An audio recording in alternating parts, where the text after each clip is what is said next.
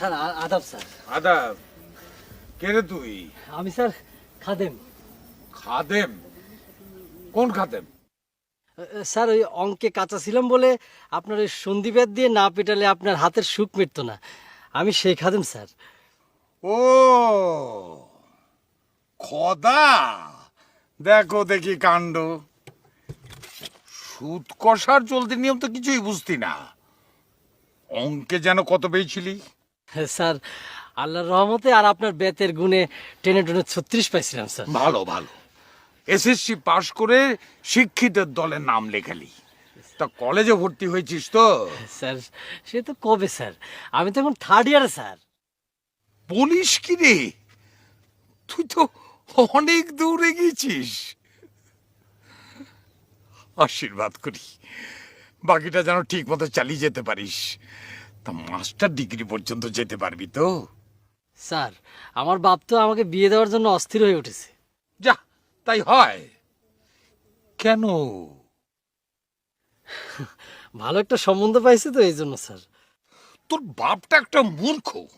Master degree করার জন্য এখনো 3-4 বছর হাতে রয়েছে। এখন এসব গাড়া করলে পড়িস না। Your first and foremost duty to complete the education, understand? G G sir, G sir. তোর হাতে কি রে? স্যার ইলিশ স্যার।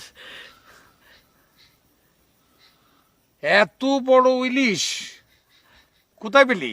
স্যার ওই মেয়ের বাপ 1 কুড়ি ইলিশ পাঠিয়েছে, তো তো মা বললো যে আপনার বাড়িতে একটা দিয়ে আসার জন্য। সর্বনাশ, এত বড় ইলিশ তো আমাদের পেটে সইবে না। মানে স্যার? মানে আবার কি? এটার দাম কত হবে জানিস? তা এই বাজারে স্যার 800 থেকে 1000 হবে স্যার। তোর বাপ ব্যাপারী, তোদের না হয় হাজারে বেজার নেই, কিন্তু আমরা এত বড় ইলিশ বটিতে কাটতে গেলে রেগে জ্যান্ত হয়ে পদ্মায় লাফিয়ে পড়বি। কি যে বলেন স্যার। না না না না, হাসির কথা নয়। আর কিছুদিন যাক না, দেখবি তোদের পরের প্রজন্ম এই ইলিশ এঁকে তাদের ছেলে মেয়েদের দেখাবে এক সময় এটা আমরা খেতুম। স্যার ইলিশটা একটু ধরেন স্যার, আমার আরো অন্য জায়গায় যেতে হবে তো স্যার, ধরেন স্যার।